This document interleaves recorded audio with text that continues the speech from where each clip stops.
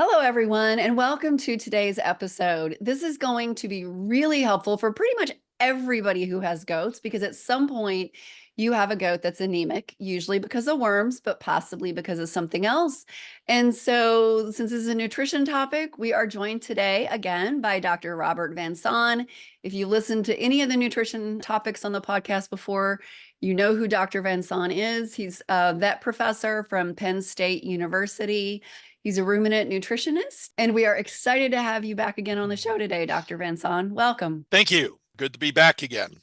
So the first thing is that most of the time, if somebody has an anemic goat, which they probably know because they've done a FAMACHA check, they pull down the lower eyelid and it looks very pale, or hopefully not. But if it's white, that is definitely a sign of extremely severe anemia. And usually that is a result of barber pole worm because it's a bloodsucker. And so it can literally cause a goat to bleed to death. And the first thing then, of course, that most people would do is treat for worms. But a lot of people want to go beyond that and provide some type of an iron supplement, which I have never done. I've never had a vet tell me to do that. And I don't feel like it's been detrimental because either the goat recovered, even if it took them a week or two, or they died so quickly after the deworming that I know really the only thing that would have saved them was a blood transfusion. Do you recommend any kind of treatment for anemia after someone's treated a goat for worms? Again, Deborah, generally not, because the body is very good at maintaining iron stores. And at least in the liver analyses that I've done over the years, we've shown that liver iron stores are quite high, or generally quite high. I rarely have run into a case of iron deficiency in looking at liver.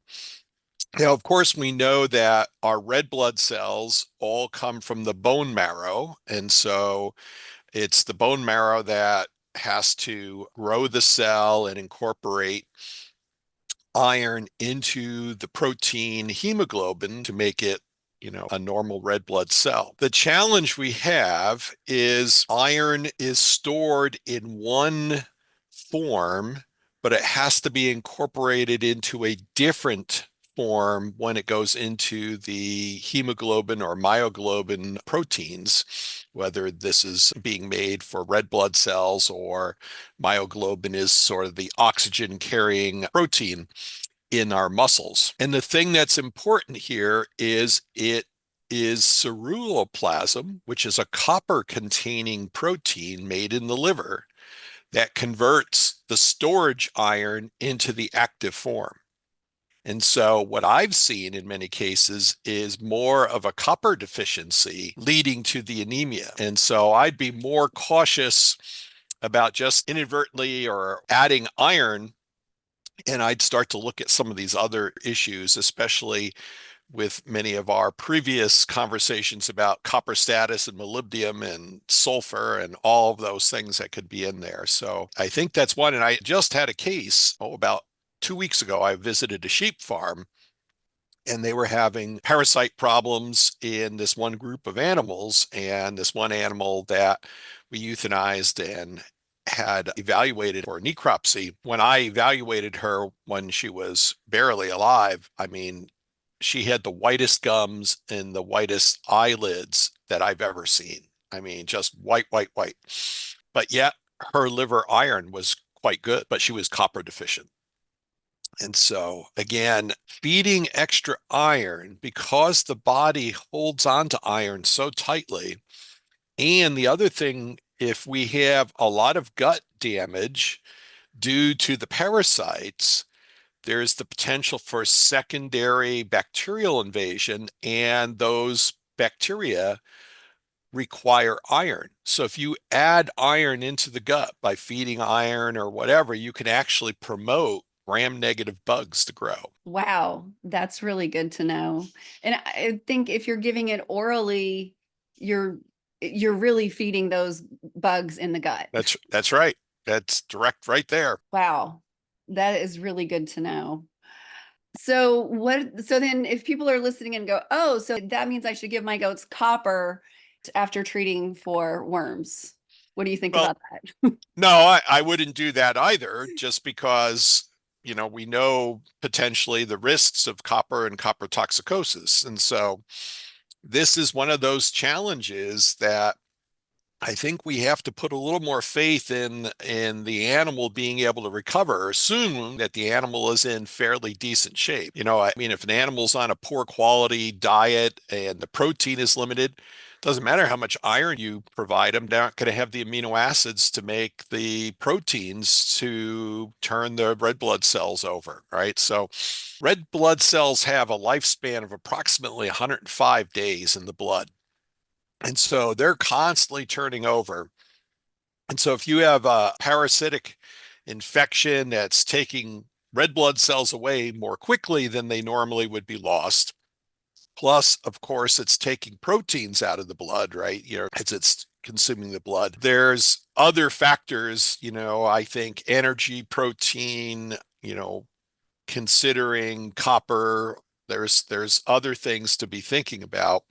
Another important one is making sure we do have adequate cobalt and vitamin B12. I mean, if I was going to do anything, I might be thinking about doing vitamin B12 injections or something like that.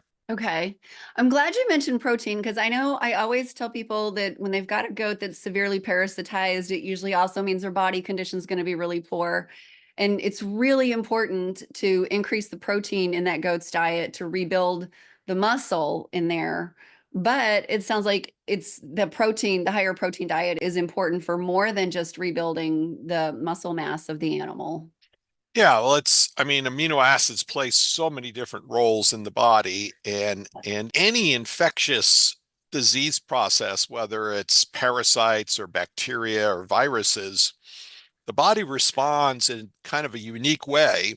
When these immune cells get activated, they secrete various proteins, peptides, and other compounds to sound the alarm to the body about, we're being invaded. We need to build up our defenses. And one of the more important cytokines that is released is what we call interleukin 1. And one of the physiologic responses of interleukin 1 is to hide iron because, again, as I said earlier, gram-negative bacteria absolutely require iron for their metabolism. And so if you start to give iron, you're counteracting a normal physiologic defensive response. And so, again, if an animal is evaluated and their packed cell volume is critically low, then just adding iron isn't going to do it. You probably are going to need to go to some kind of transfusion therapy or something along those lines. But again, I'm cautious about just kind of knee-jerk responses of adding iron or adding copper or zinc or whatever you want to do. I would titrate that with what the status of the situation is. And so, like I said earlier, with that sheep flock I'm working on, we have documented copper deficiency, and we know that the iron is more than adequate in the diet. And so we're working very carefully to try and augment and improve that status. Yeah. And one of the things I want to mention to our listeners is that there are two companies that sell oral iron supplements that we hear people using the most. We contacted both of those companies and asked them to show us the research for those products so that we could see, like what's the dosage needed and how does it increase the iron and everything.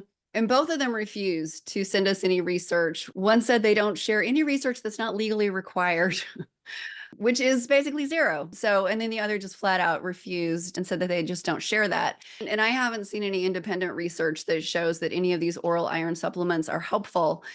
And so when people say like, oh, well, I give this to my goats for like 2 weeks or whatever, and they get better. Well, I've had goats for 22 years and haven't given any oral iron supplements and they get better too. So just because you're giving them the iron and they get better doesn't mean that they needed it. And I think it's really fascinating that you could actually be hurting the animal by giving them that iron because you're feeding the gut bacteria. So the next thing I want to talk about, you briefly mentioned blood transfusions and a low PCV, and that's something that I think most people are not aware is even possible. I have a goat that had a blood transfusion years ago. She was my absolute best milker of all time. And so, which is why it was like, we were very concerned about her and took her to the university because she was completely white eyelids and they did a blood transfusion. Can you talk a little bit about when to know that you should have a blood transfusion and how that process works? Well, again, that's going to depend some on just the maybe nutritional history of the animal. Has she been on a good diet, or has she been on kind of a poor diet and already debilitated? A blood transfusion is going to be the quickest way to get more oxygen into the system and kind of recover that process. Transfusions don't come without some risk. I mean, there's always the potential for an immune reaction to the red blood cells, although in our ruminant animals, that's not as big of a problem as it is like in humans.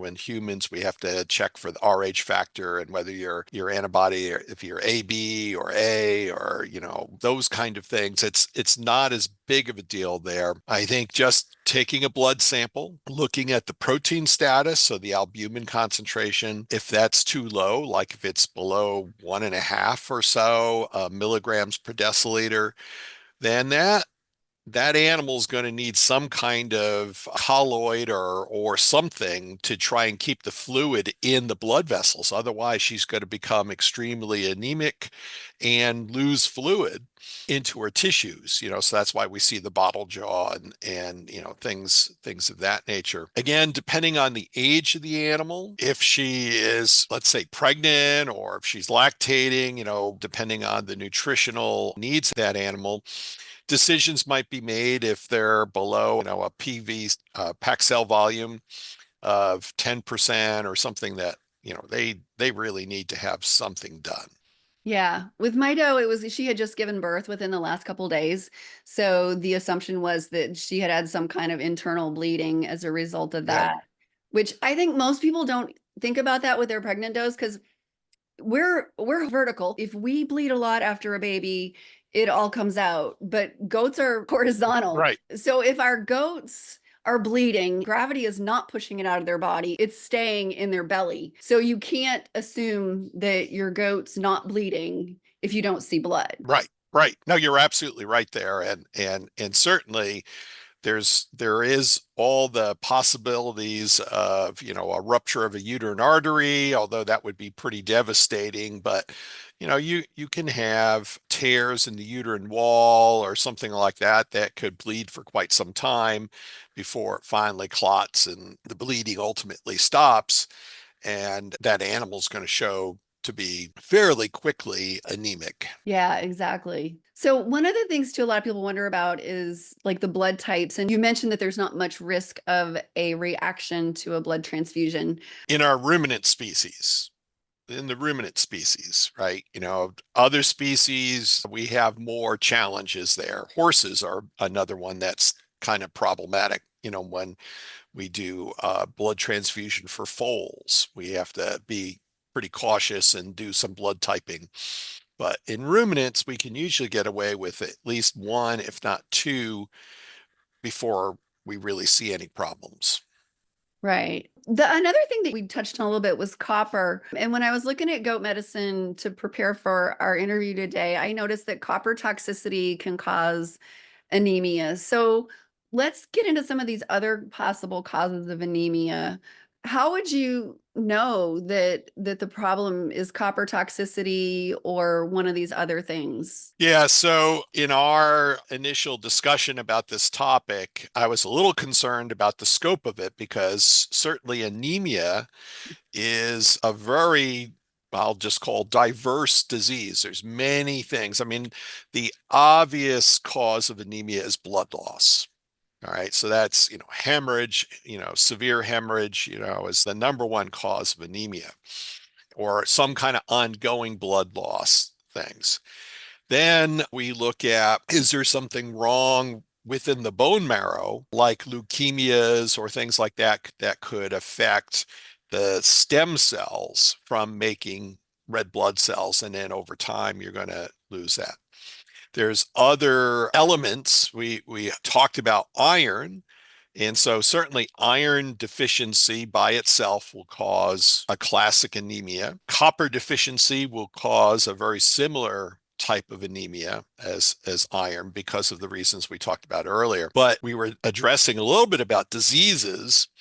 And there's another unique aspect. There's anemia of chronic disease. So if an animal has ongoing disease, some kind of chronic disease process, they can become anemic because, as I was describing earlier, the activation of the pro-inflammatory cytokines and everything that the body's trying to fight off whatever infectious agent there is, that goes on long enough, the sequestering of iron actually sequesters iron away from the bone marrow and red blood cell formation. So there is a disease condition called anemia of chronic disorder. Now, there are diseases that cause lysis of the red blood cell, which will lead to anemia. In other words, the loss of red blood cells is much faster than the replacement. And so as a consequence, anemia is just basically low red blood cell count.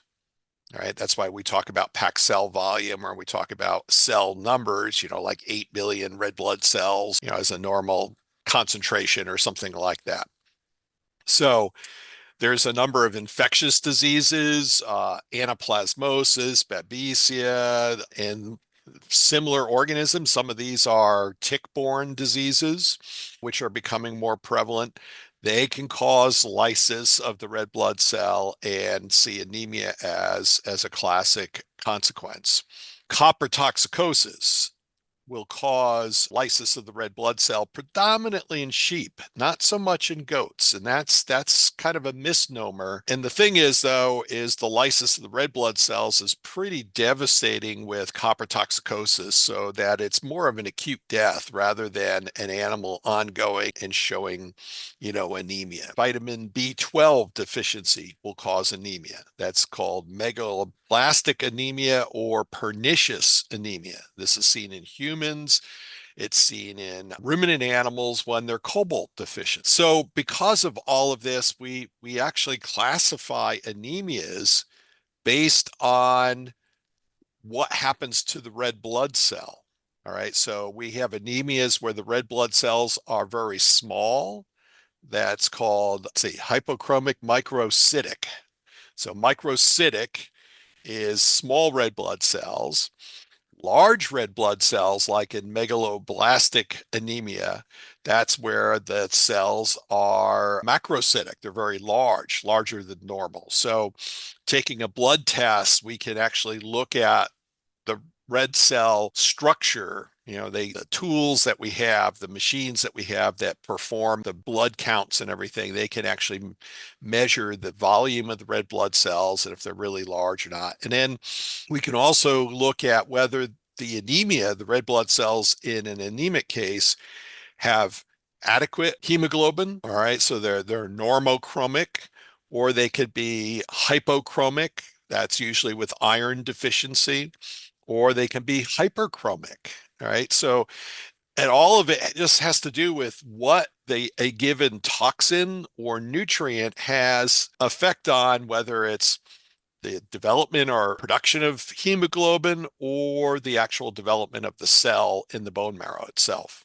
Okay. And then, so a goat with a healthy rumen produces its own B vitamins, but they need to have enough cobalt to produce B12. So those two things go hand in hand. That's correct. So how exactly does an animal then become cobalt slash B12 deficient? Well, the main reason for cobalt deficiency is low cobalt in the soils and in the plants. And so that's a very common issue in like Australia and New Zealand. Some parts of the US around the Great Lakes are cobalt deficient. Parts of England are cobalt deficient. And so the National Research Council, the guidance in terms of requirements, we recommend about zero point 0.2 parts per million or zero point 0.2 milligrams per kilogram of dietary dry matter as cobalt. So we can supplement the diet. And if you look at your trace mineral salts or any of your complete supplements that you have, there probably is some kind of cobalt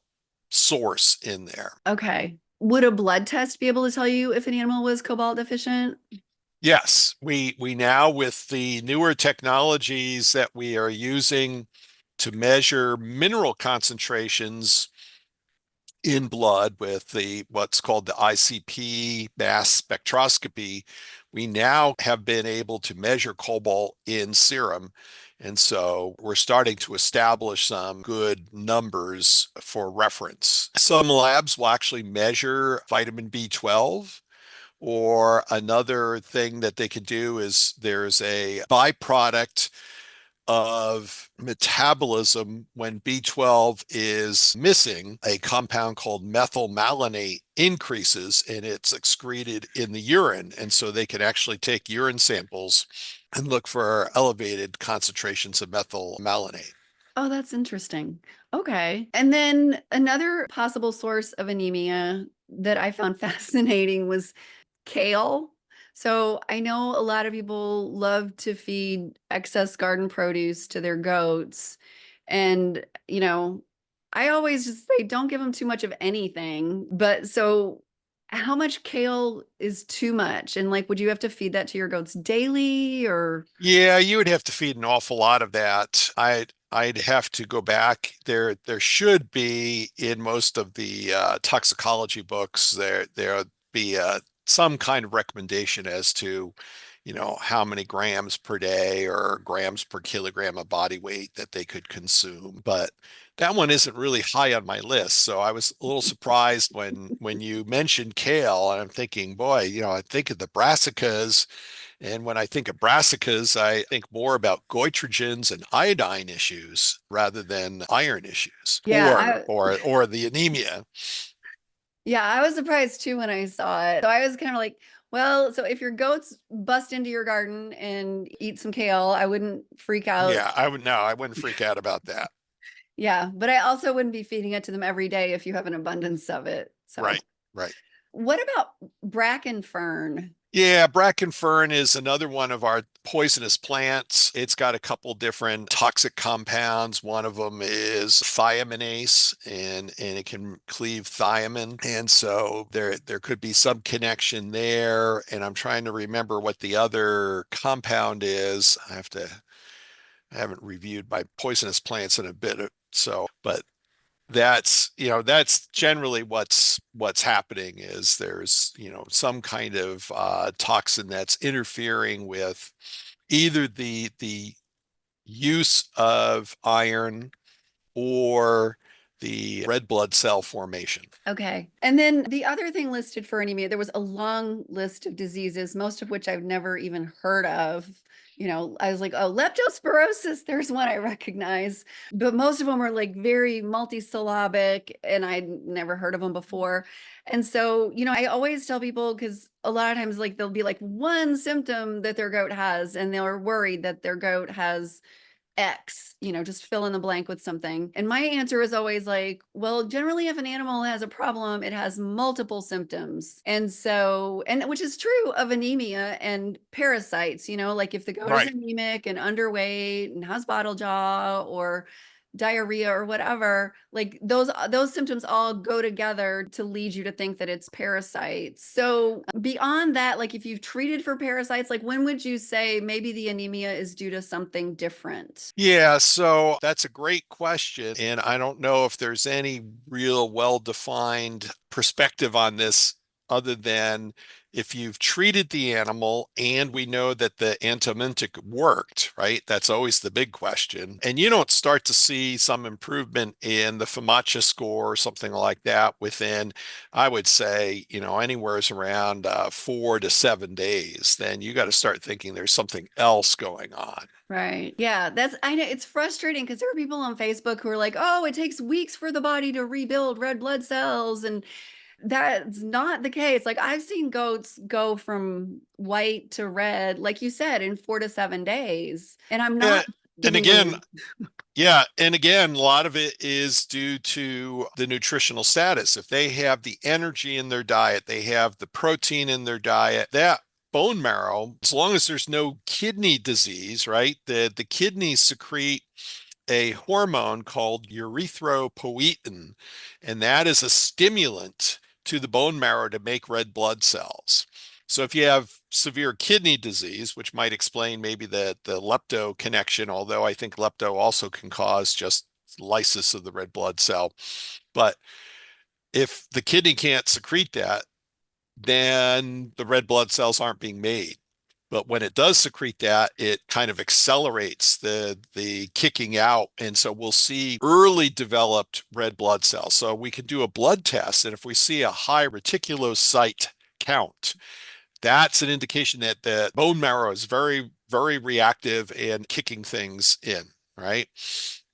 And so that could be something that, could be used, just do a simple blood test and look at the count and the presence of reticulocytes. okay. I know a lot of times people think that they just give a dewormer and then it's all going to be good, but it's important to keep them off the wormy pasture.